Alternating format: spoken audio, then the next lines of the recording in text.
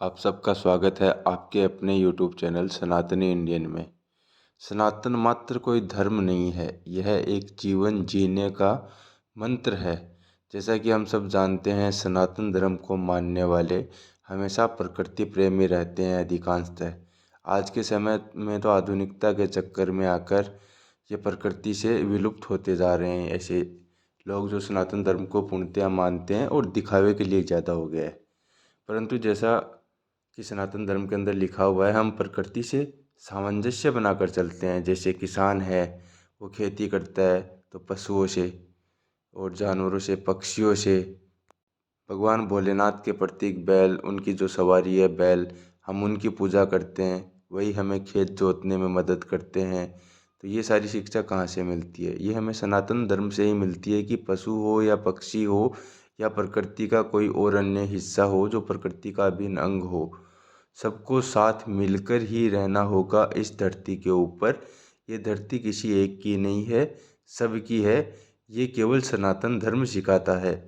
बाकी सभी धर्मों के अंदर विस्तारवाद की नीति है। जैसे चाइना वाले हैं, बौद्ध धर्म को अपनाते हैं, परंतु वो विस्तारवाद की नीति अपनाते हैं, उनको अपनी ज़मीनें बढ़ानी है।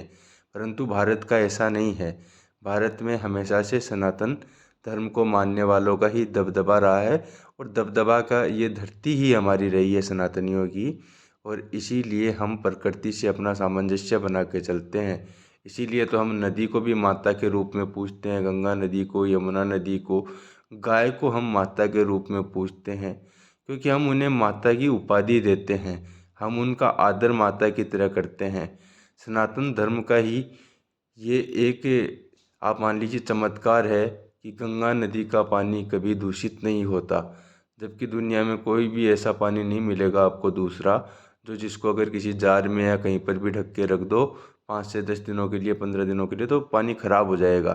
परंतु अगर आप गंगा नदी के पानी को हजारों साल तक भी स्टोर करके रखते हो, तो भी वो पानी कभी खराब नहीं होगा। यही हमारे सनातन धर्म का मुख्य सिद्धांत है कि प्रकृति और इंसान दोनों सामंजस्य रहेंगे, सामंजस्य बनाकर रखेंगे, तो उनका जीवन सुखमय चलता रहेगा। परंतु अगर आप प्रकृति का ही विनाश करने लग जाओगे, तो उसके बाद में आपका जीना भी इस प्रकृति पर मुश्किल है।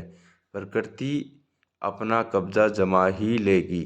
हमारे सनातन धर्म में हम प्रकृति के विभिन्न भागों को देवीय रूप में पूजते हैं।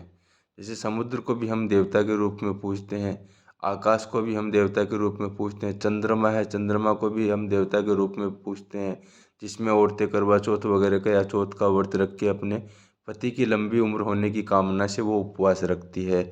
उसी तरीके से हम जैसे, या हम पर्वत को भी पूजते हैं। जैसे गोवर्धन पर्वत है, हम उसको भी पूजते हैं, क्योंकि वो हमारे पशु पक्षियों के लिए भोजन का प्रबंध करता है, वहीं पर उनका भोजन प्राप्त होता था। इसीलिए हम गोवर्धन पर्वत को भी पूजना भगवान श्री कृष्ण जी ने शुरू किया था, और इसी से उन्होंने इंद्रदेव का घमंड भी तोड़ा था।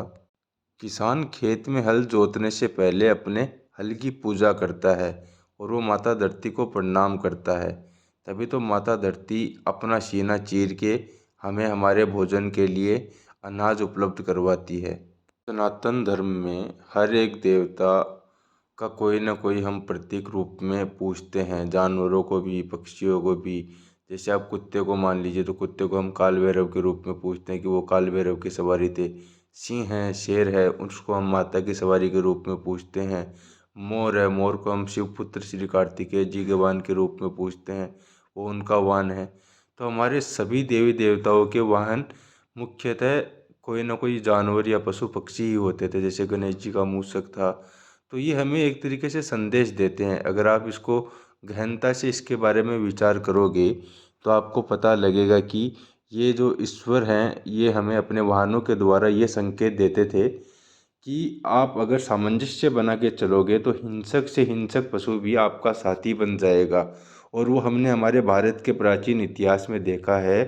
कई जो जमींदार होते थे, राजा महाराजा होते थे, उन्होंने शेर चीते तक पाल रखे थे, मतलब वो उनके पालतू थे। तो आप सोचिए, वो भी तो कोई टेक्निक होगी ना, कुछ तो लैंग्वेज होगी, पशु पक्षियों की भी बोली होती है ना। तो आज के समय के अंदर भी कुछ लोग ऐसे हैं जो पशु पक्षियों की बोली समझते हैं, जो उनकी वाणी समझते हैं, परंतु वे लोग आज के समय में बहुत कम मिल पाते हैं। जहाँ बाकी अन्य धर्मों के धर्मावलंबी जानवरों को मारकर उनको अपने भोजन के रूप में ग्रहण करते हैं, वहीं पर सनातन धर्म को मानने वाले जानवरों का मांस भक्षण नहीं करते हैं, बल्कि वे शुद्ध शाकाहारी भोजन करते हैं, जो कि स्वास्थ्य के लिए भी अच्छा होता है। और ये तो आज पूरे विज्ञान भी मानता है कि शाकाहारी भोजन स्वास्थ्य के लिए सबसे अच्छा होता है। तो ये चीज़ें हमें कहाँ से सीखने को मिली थी? हमारे धर्म से, हमारे सनातन धर्म से, कि मांसाहार मत करो, जो मद्यपान है वो मत करो, ये चीज़ें हानिकारक हैं। और वो चीज़ें हम देखते हैं हमारे आसपास में, लोग फॉलो करते हैं इन चीज़ों को आज भी, कि लोग शाकाहारी सबसे ज़्यादा हिंदुस्तान में ही हैं। परंतु आज के समय में थोड़ा आधुनिकता के चक्कर में लोग मांसाहार को ज़्यादा बढ़ावा दे रहे हैं, मे भी शो ऑफ करने के लिए। और वो शायद अपनी जड़ों को भूल चुके हैं, या उन्हें पता ही नहीं है कि उनकी जड़ें क्या हैं और शाकाहार का सनातन धर्म में क्या महत्व है।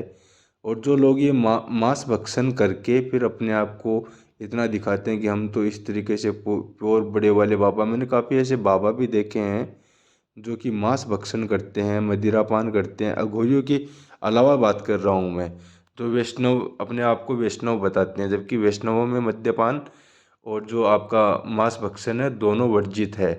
परंतु आज के समय में जनता को मूर्ख बनाने के लिए लोग ऐसे भेष धरकर, साधुओं का भेष धरकर अपना आपराधिक जो उनका काल होता है, जो आपराधिक गतिविधियां भी करते हैं, या अपनी सज़ा या फरारी काटने के लिए भी ये चीज़ करते हैं। तो इन सब से बचिए और अपना जो सनातन धर्म है उसकी जो रूट्स हैं, उसकी जो जड़ें हैं, उन्हीं को फॉलो कीजिए। हमें प्रकृति से सामंजस्य बना के चलना है, और यही हमारी सबसे बड़ी पावर है। तभी तो भारत को हर तरफ से प्राकृतिक सुरक्षा भी मिली हुई है। हमारे एक तरफ हिमालय है, तो हमारे तीन तरफ समुद्र है, कि हम प्राकृतिक रूप से भी अपनी सीमाओं को सुरक्षित रखते हैं। ये भी तो कोई ना कोई, किसी न किसी रीजन से हुआ होगा ना पुराने ज़माने के अंदर, क्योंकि हमारी व्यापारिक जो समुद्री व्यापारिक मार्ग सबसे पहले हमने डेवलप किए थे भारत ने ही। बाकी सब तो अब आए हैं पिछले कुछ 2 से 3 हज़ार सालों में, हमारे वाले कर रहे हैं पिछले 10 से 15 हज़ार 20 हज़ार सालों पहले से, जब द्वारका जी, श्री कृष्ण जी की जो नगरी थी वो विद्यमान थी, हमारे तब से हो रहे हैं ये। परंतु थोड़ा आज के समय में माहौल परिवर्तन हो गया है, तो अपनी जड़ों की तरफ वापस जाने का समय आ गया है। जय हिंद, जय भारत।